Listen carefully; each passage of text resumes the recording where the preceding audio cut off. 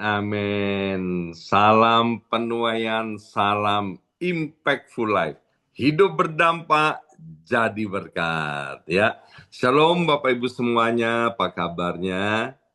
Senang sekali hari ini Minggu 19 April 2026 kita boleh bersama-sama kembali dalam ibadah raya secara online dari gereja BMC New York. Saya senang melihat wajah-wajah dan daftar nama daripada Bapak Ibu yang hadir pada ibadah online hari ini. Saya terus berdoa Bapak Ibu semua ada di dalam kasih, pemeliharaan dan perlindungan Tuhan yang sempurna.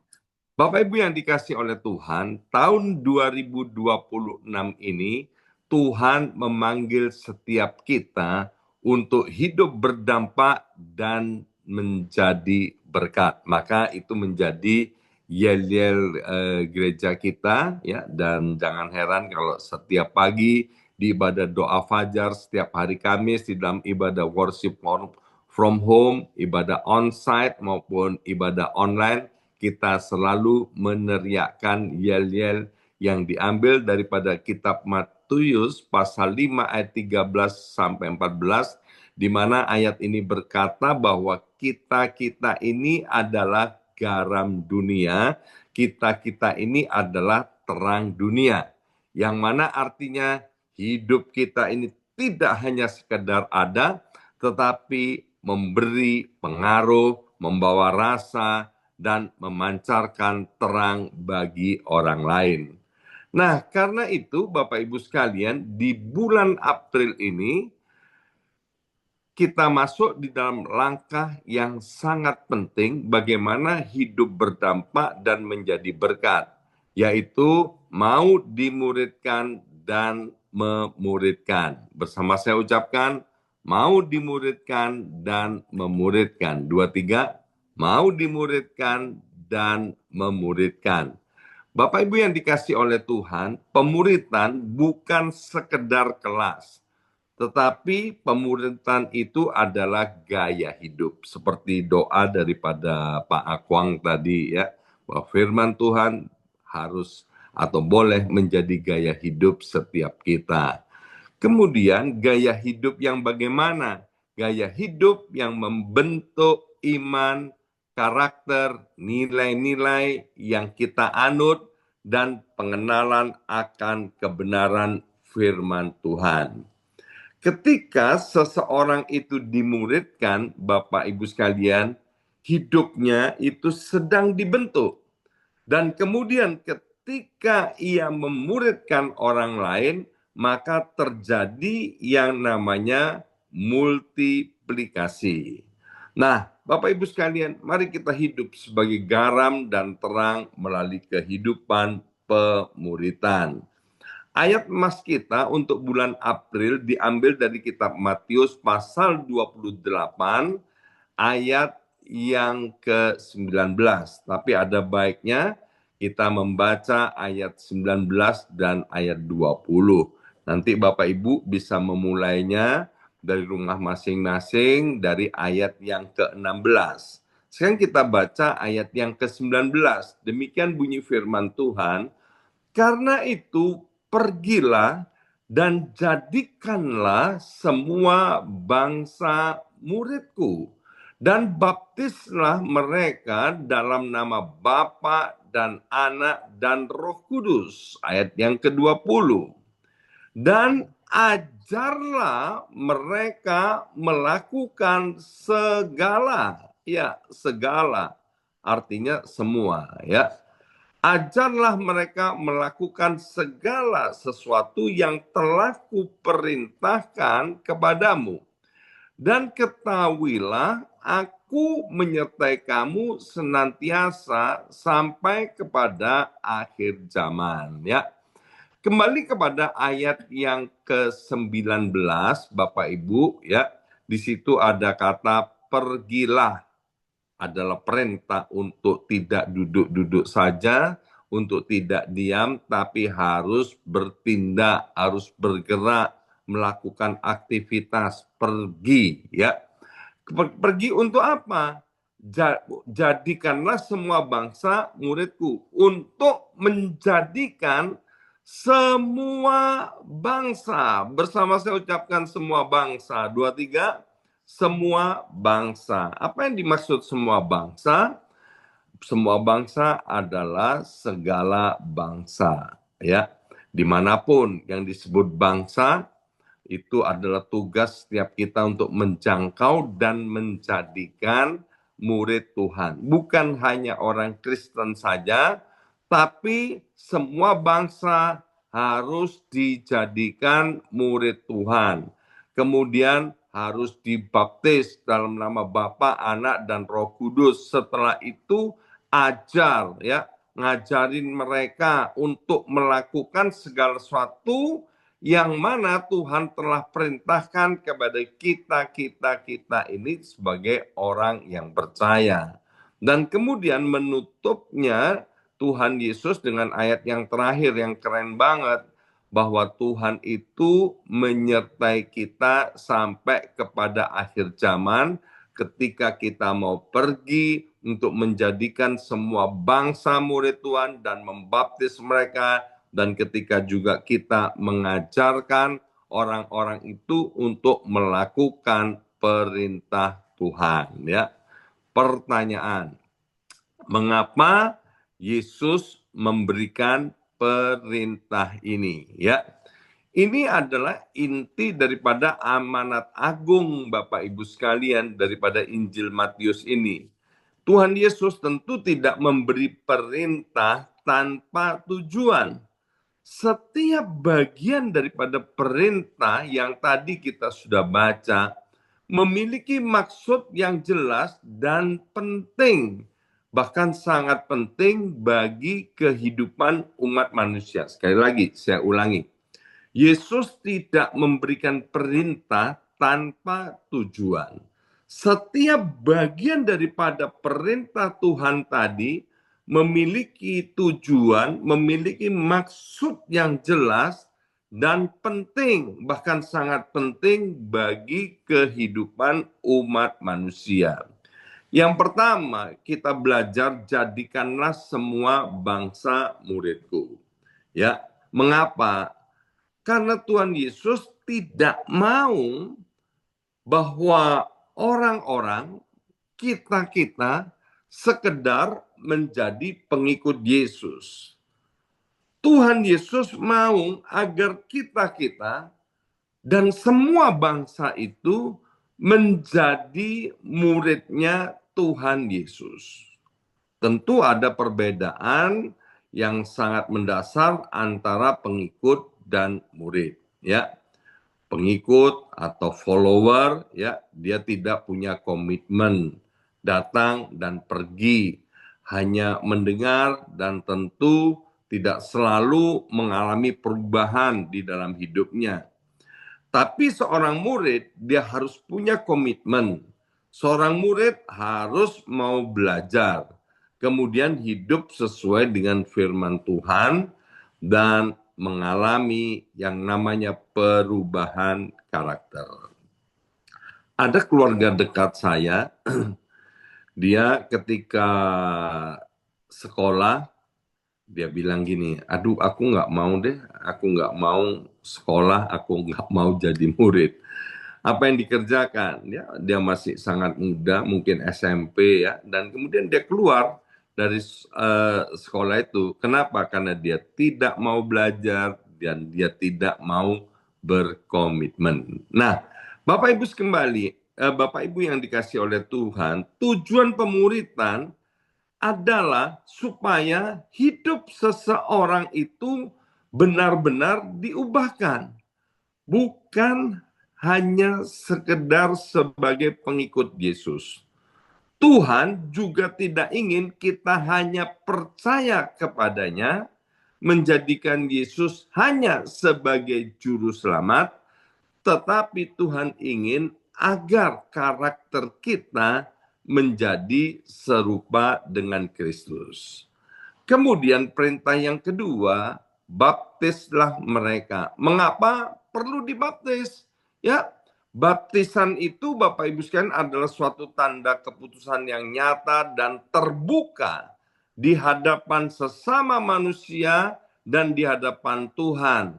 Artinya apa? Pernyataan bahwa aku mau meninggalkan cara hidupku yang lama dan kemudian memiliki dan memasuki cara hidup yang baru di dalam Kristus.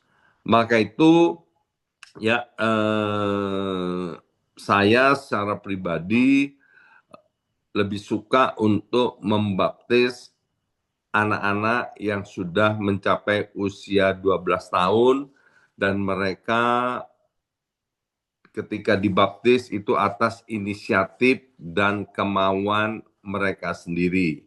Dan mereka harus mengerti apa tujuan daripada baptisan, yaitu meninggalkan cara hidup yang lama dan masuk di dalam cara hidup yang baru. Jadi baptisan itu bukan sekedar ritual keagamaan Bapak Ibu sekalian, tetapi merupakan satu langkah suatu langkah iman, ya. Baptisan itu menyatakan iman kepada Yesus. Baptisan itu menunjukkan bahwa sekarang aku memiliki identitas yang baru. Baptisan itu mau menyatakan bahwa mulai hari ini aku punya komitmen untuk menjadi murid Kristus. Dan yang ketiga, yang tak kalah pentingnya, yaitu ajarlah mereka melakukan segala sesuatu yang telah kuperintahkan kepadamu. Wow, melakukan segala sesuatu. Kita percaya bahwa Alkitab adalah firman Allah. Sekali lagi, gereja kita percaya bahwa Alkitab adalah firman Allah, ya. Kita tidak mengajarkan ke jemaat bahwa Alkitab itu berisi firman Allah. Kalau Alkitab berisi firman Allah, berarti ada bagian-bagian daripada Alkitab yang bukan firman Allah. Kita mempercayai mulai kitab Kejadian sampai kitab Wahyu, itu semuanya adalah firman Allah, ya. Nah, Bapak Ibu sekalian, firman Allah itu menyatakan kehendak Tuhan kepada manusia. Dan tentu di dalamnya ada dua hal yang utama. Yang pertama, itu adalah janji Tuhan. Sekali lagi, karena Alkitab itu adalah firman Tuhan, bahwa Alkitab itu adalah firman Allah, maka kita harus mengaminkan yang namanya Alkitab. Apa yang ditulis, yang tersurat dan tersirat di dalam Alkitab itu. Nah, waktu kita membaca, mendengarkan tentang janji Tuhan, ya, apa yang Tuhan nyatakan bahwa itu pasti Tuhan lakukan, ya. Waktu Tuhan memberikan janjinya, itu memberikan pengharapan, penghiburan, dan jaminan bagi kehidupan kita. Kalau Tuhan berjanji, Bapak Ibu sekalian percayalah, seperti yang ditulis di dalam kitab Bilangan, bahwa Tuhan itu bukanlah manusia. Kalau dia berjanji, dia pasti akan menggenapi. Maka hari ini kalau kita sudah pegang janji Tuhan, tapi belum menjadi kenyataan, belum kita alami, percayalah Bapak Ibu sekalian, waktunya tidak akan lama lagi, pasti kita mengalami. Salah satu yang saya suka daripada Alkitab janji Tuhan adalah masa depan yang cerah dan penuh pengharapan. Itu adalah janji Tuhan kepada setiap kita. Kemudian saya suka lagi bahwa Tuhan berkata bahwa aku akan menyertai kamu sampai kepada kesudahan zaman. Alkitab juga berkata bahwa oleh karena Kristus Yesus Tuhan, kamu lebih daripada orang-orang yang menang. Nah, waktu kita membaca dan kemudian kita mendengar tentang perintah Tuhan, yaitu apa yang Tuhan kehendaki untuk kita lakukan, maka Bapak Ibu sekalian, perintah Tuhan itu akan menuntun kita untuk berjalan di dalam kebenaran dan membawa kita kepada kehidupan yang berkenan di hadapan Tuhan. Karena itu sebagai orang percaya, kita tidak hanya membaca firman, tapi kita mempercayai janji Tuhan, dan kita juga melakukan perintah-perintah Tuhan. Karena Bapak Ibu sekalian, mengapa hal ini harus kita percayai? Karena perubahan sejati tidak terjadi hanya dengan mempelajari, mendengarkan, tetapi dengan melakukan firman Tuhan. Yesus tidak berkata, ajarlah mereka untuk mengetahui firman Tuhan. Tapi Tuhan Yesus berkata, ajarlah mereka untuk melakukan. Ya. Di sini ada beberapa teman yang sudah mengikuti camp Pria Sejati, ya, Pak Akwang, William, dan yang lainnya. Di camp Pria Sejati kita diajarkan dengan yang namanya 4M. 4M itu membaca, kemudian merenungkan, melakukan, dan membagikan. Ya. Dan kalau itu dilakukan, Bapak Ibu sekalian, maka kita-kita yang dimuridkan di camp Pria Sejati itu pasti hidupnya berubah. Kita tahu peristiwa di Taman Eden. Bagaimana manusia pertama yang namanya Adam itu gagal, Bapak Ibu sekalian, ya. Gagal untuk mentaati dan melakukan firman Tuhan. Kemudian kegagalan Adam ini diikuti oleh istrinya yang bernama Hawa. Dan kemudian diikuti oleh putra sulungnya yang bernama Kain. Maka kemudian dunia menjadi kacau. Tujuan daripada pemuritan ini yaitu supaya iman itu tidak berhenti pada pengetahuan, tetapi nyata di dalam kehidupan sehari-hari, ya. Jadi dalam hati, dalam tindakan, dan dalam cara hidup itu harus berpedoman kepada firman Tuhan. Kekristenan itu bukan hanya tentang apa yang kita tahu, tetapi bagaimana kita hidup setiap hari. Kalau tidak, maka kekristenan kita akan menjadi bahan ketawaan. Yesus memberikan 3 perintah ini karena jadikan murid supaya hidup itu diubahkan, baptis supaya identitas kita diteguhkan, supaya kita ingat terus bahwa kita sudah pernah berkomitmen untuk meninggalkan cara hidup yang lama dan kemudian memasuki cara hidup yang baru sesuai dengan firman Tuhan. Melakukan artinya supaya kita hidup di dalam kebenaran dari hari ke hari.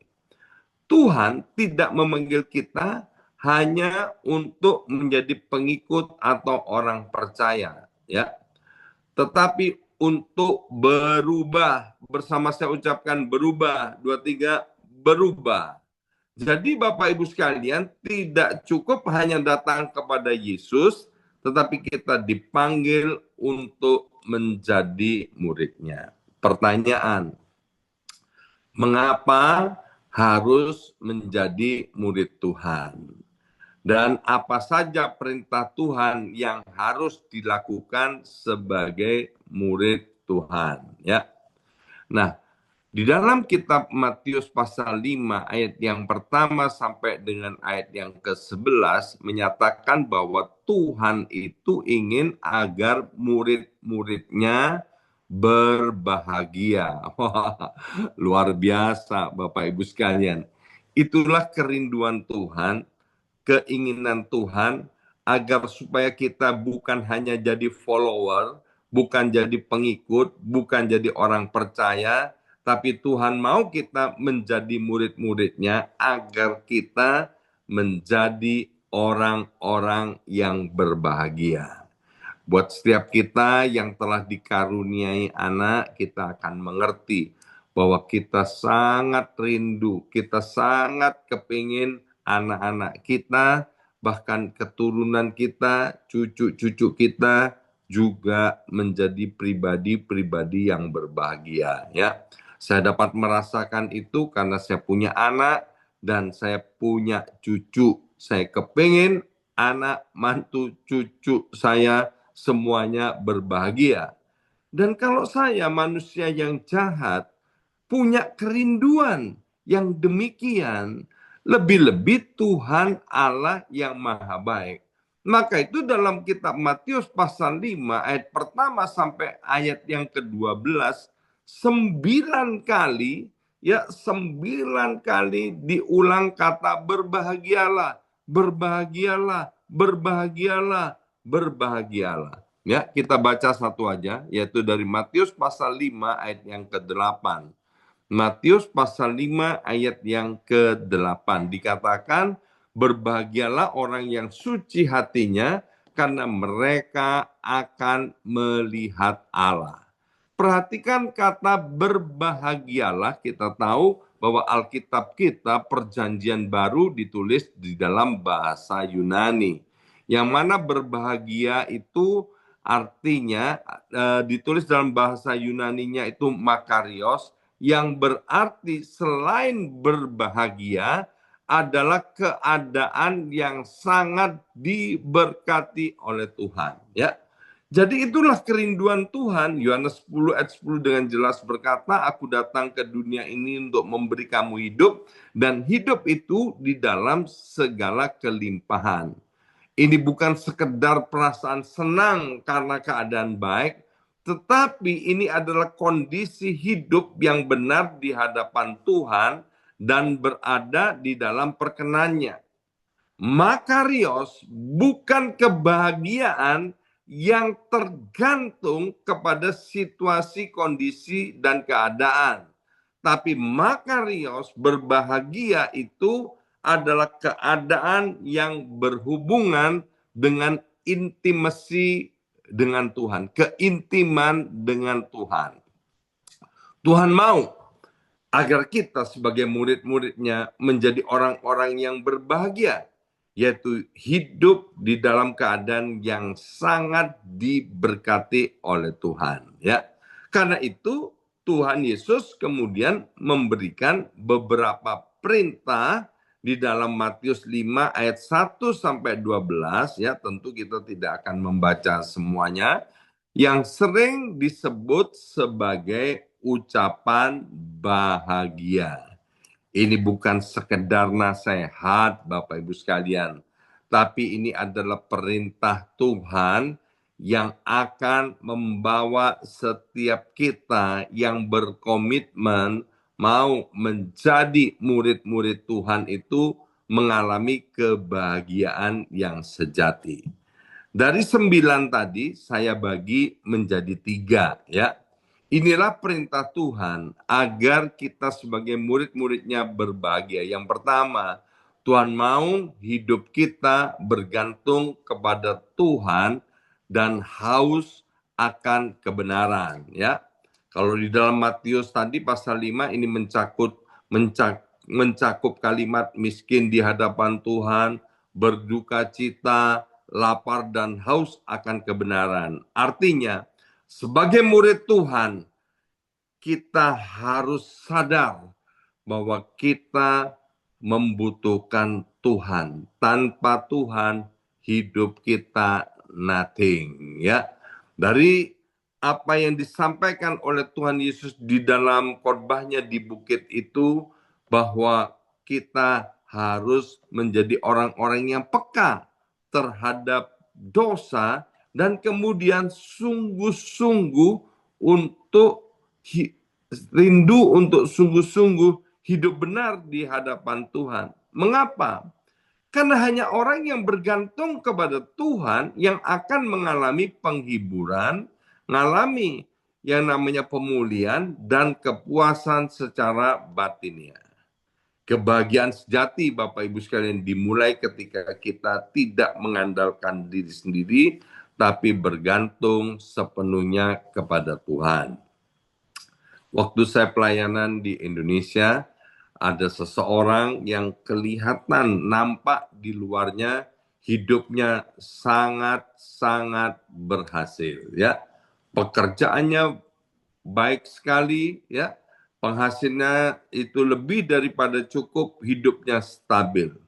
Tetapi ternyata dia datang kepada saya dan dia menyatakan bahwa hidupnya itu kosong. Ia mudah gelisah, ia mudah dia mudah marah dan seringkali tidak merasa puas dalam kehidupan ini. Dan kemudian di dalam ngobrol itu saya bilang kepada dia untuk mulai datang mengandalkan Tuhan, untuk membaca Alkitab, untuk berdoa ya. Dan ketika pria ini mau melangkah dengan apa yang saya sampaikan, Bapak Ibu sekalian, dia mulai rajin berdoa setiap pagi secara rutin, dia mulai rajin untuk membaca Alkitab, merenungkan, dan kemudian dia mulai rajin untuk melakukannya. Maka kemudian beberapa lama dia datang kembali kepada saya dan dia berkata bahwa sekarang dia merasa yang namanya damai. Dulu dia nggak pernah peka akan kesalahan dirinya sendiri. Dia lebih peka melihat kesalahan orang lain. Dulu hatinya nggak pernah ngalami damai. Sekarang dia bisa ngalami yang namanya damai. Dia mulai rindu, haus dan lapar akan kebenaran. Sehingga apa Bapak Ibu sekalian? Hidupnya berubah, hidupnya kemudian mengalami damai sejahtera, dan itu berdampak kepada keluarga rumah tangganya dan pekerjaannya. Ya. Kemudian yang kedua, apa perintah Tuhan agar hidup berbahagia? Ya, yaitu hidup dengan hati yang benar dan karakter yang suci. Ya, kalau di dalam kitab Matius dikatakan lemah lembut, murah hati, dan hati yang suci. Bapak Ibu sekalian, kita harus tahu bahwa karakter itu adalah pilihan hidup. Bersama saya ucapkan pilihan hidup. 2, 3, pilihan hidup. Jadi karakter itu adalah pilihan hidup. Kita bisa memilih karakter godly karakter ataupun sinful karakter. Artinya, murid Kristus harus memiliki karakter Kristus, yaitu lemah lembut, penuh kasih, tulus, dan tidak munafik. Itu ditulis di dalam kitab Galatia pasal 5 ayat 22 sampai dengan 23. Sinful karakter apa?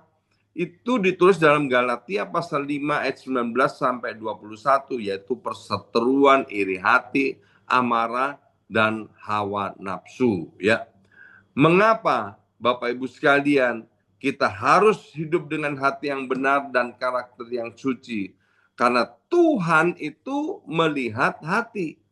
Karakter yang benar membuat seseorang hidup dalam perkenan Tuhan dan mencerminkan Kristus. Kebahagiaan sejati terlihat dari hati yang bersih dan karakter yang serupa dengan Kristus. Ya, kalau kita pernah nonton film atau sering nonton film, kita melihat ya ada bintang film ya, baik wanita maupun pria, yang mereka memainkan berbagai macam karakter ya.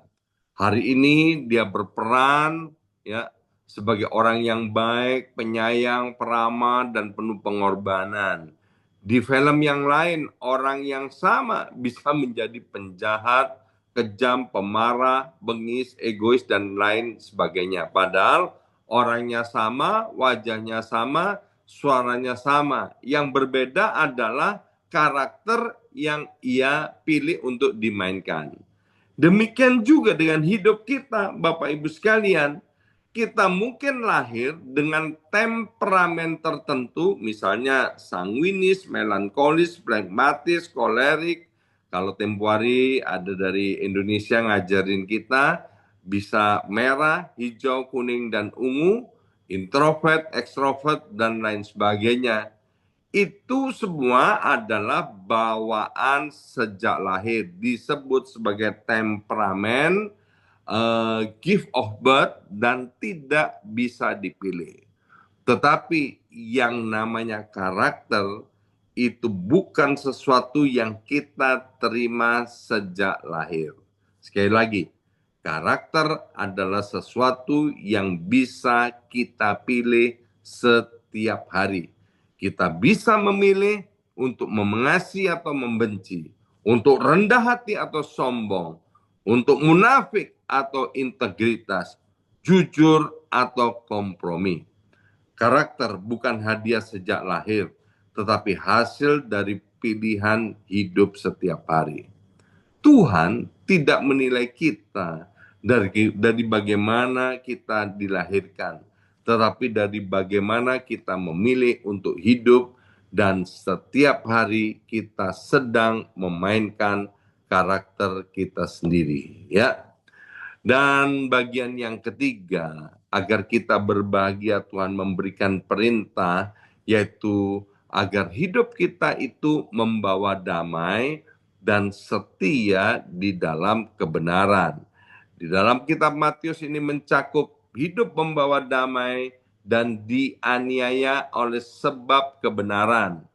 Artinya, murid Kristus bukan hanya hidup benar, tetapi juga membawa damai bagi orang lain dan tetap setia walau menghadapi tekanan. Ya. Dan kemudian bagian yang terakhir, Bapak Ibu sekalian, mengapa harus jadi murid Tuhan dan apa saja perintah Tuhan yang harus dilakukan. Maka itu bagian terakhir daripada khotbah Tuhan Yesus, ajaran Tuhan Yesus di bukit yang ada di Galilea itu, yaitu di dalam kitab Matius pasal 7 ayat 24 sampai 25 dikatakan begini. Matius pasal 7 ayat 24 sampai 25, setiap orang yang mendengar perkataanku ini dan melakukannya, ia sama dengan orang yang bijaksana yang mendirikan rumahnya di atas batu. Kemudian turunlah hujan dan datanglah banjir. Lalu angin melanda rumah itu, tetapi rumah itu tidak rubuh sebab didirikan di atas batu. Setelah Tuhan Yesus mengajarkan tentang hidup yang berbahagia di dalam Matius pasal 5 tadi, Yesus menutup pengajarannya dengan satu kenyataan dan pernyataan yang sangat jujur. Ya, apa itu? Hujan tetap akan turun, banjir tetap akan datang, angin tetap akan melandanya. Artinya, tidak ada satupun manusia di atas muka bumi ini yang terbebas. Sekali lagi, tidak ada satupun manusia di bumi ini yang akan terbebas dari yang namanya badai dan goncangan hidup. Badai itu pasti datang. Goncangan itu pasti datang. Yesus tidak berkata kalau badai itu datang, tapi Yesus berkata bahwa badai itu akan datang. Badai dalam hidup kita bisa berupa krisis kesehatan, krisis ekonomi, konflik keluarga, konflik dengan sesama, tekanan di dalam pekerjaan, bahkan situasi dunia yang tidak menentu seperti hari ini. Ya, hari ini kita melihat perang di banyak tempat. Ketidakpastian global terjadi. Ketakutan akan masa depan sedang melanda, ya. Kasih kebanyakan orang menjadi dingin. Semua ini adalah badai di akhir zaman ini. Hidup orang percaya, Bapak Ibu sekalian, bukan bebas dari badai. Tetapi hidup orang percaya itu tidak akan hancur meskipun badai itu datang. Ya, yang membedakan bukan badainya, tetapi dasarnya. Yesus berkata ada dua orang sama-sama membangun rumah, sama-sama mengalami badai, tetapi hasilnya berbeda. Satu tetap berdiri, satu hancur. Ya, kenapa? Bukan karena badainya yang berbeda, tapi karena dasarnya yang berbeda. Satu dibangun di atas batu dan satu dibangun di atas pasir. Masalah yang sama bisa menghancurkan satu orang, tetapi menguatkan bagi yang lain. Batu itu adalah firman Tuhan yang dilakukan. Tuhan Yesus menjelaskan, orang bijaksana adalah orang yang mendengarkan firman Tuhan dan melakukannya. Bukan hanya tahu firman, bukan hanya dengar firman, tapi melakukan. Artinya apa, Bapak Ibu sekalian? Hidup taat, hidup benar, hidup sesuai firman, itu adalah dasar yang kuat. Hidup yang kuat bukan dibangun dari apa yang kita dengar, tetapi hidup yang kuat dibangun dari firman Tuhan yang kita praktekkan setiap hari. Bersama saya ucapkan setiap hari. 2, 3, setiap hari. Siapapun yang menyampaikan firman Tuhan, Alkitab bagian manapun yang kita baca, ayo Bapak Ibu sekalian, lakukan dengan setia. Sekali lagi, seperti doa sebelum firman Tuhan itu, biarlah ini menjadi gaya hidup buat setiap kita. Kesimpulan, hari ini pilihannya sederhana Bapak Ibu sekalian ya. Mau hanya menjadi pengikut Yesus atau mau menjadi murid Kristus.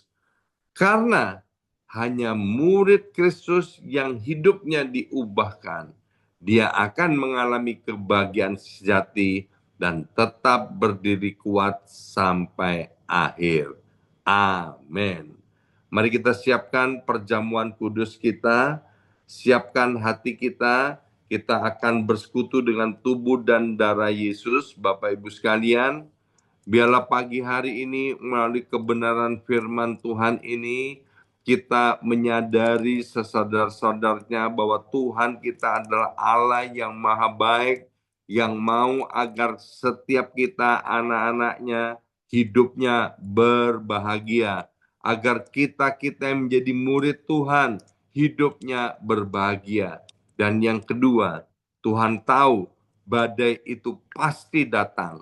Tetapi biar setiap kita ketika mengalami badai, tidak ada seorang pun yang hancur ya. Tubuh dan darah Yesus ini mau mengingatkan bahwa kita semua itu sangat berarti. Kita semua ini dikasih oleh Tuhan. Bahkan tadi berkata, Tuhan akan menyertai kita sampai kepada kesudahan zaman. Bapa, sebelum kami makan roti dan minum anggur perjamuan ini, ampunilah dosa dan kesalahan kami, layakkan kami ya Aba ya Bapa, kuduskan. Kalau selama ini kami hanya menjadi orang percaya, kami hanya mau menjadi pengikut Yesus, bahkan menjadikan Yesus hanya sebagai juru selamat, bukan sebagai Tuhan, bukan sebagai guru kami. Hari ini biarlah kami mau bertobat, mau menjadikan Yesus sebagai satu-satunya Tuhan yang ditaati, menjadi satu-satunya guru yang kami dengarkan dan lakukan apa yang diajarkan. Terima kasih Bapa untuk kasih dan kebaikan Tuhan. Kurabata kaya syandara bala bala bala baya syandara bala bala. Tuhan berkata, bahwa inilah tubuhku yang diserahkan bagi kamu. Perbuatlah ini menjadi peringatan akan daku. Percayakah Bapak Ibu Saudara sekalian, bahwa roti yang kita pecah-pecahkan ini adalah persekutuan dengan tubuh Kristus? Amin. Dalam nama Yesus. Mari kita makan.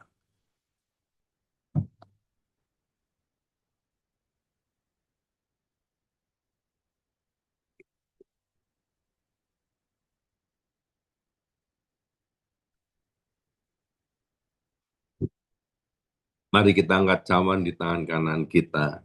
Sebab inilah darahku, darah perjanjian yang ditumpahkan bagi banyak orang untuk pengampunan dosa. Percayakah Bapak Ibu Saudara sekalian bahwa cawan pengucapan syukur yang atasnya hari ini kita ucapkan syukur adalah persekutuan dengan darah Kristus? Amin. Dalam nama Yesus. Mari kita minum.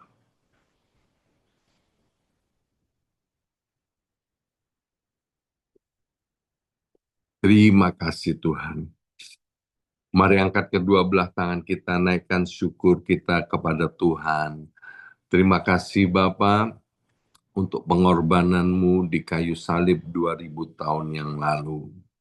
Dan sekarang kami mau hadapkan seluruh kehidupan kami. Bahkan kami mau serahkan Tuhan kepadamu.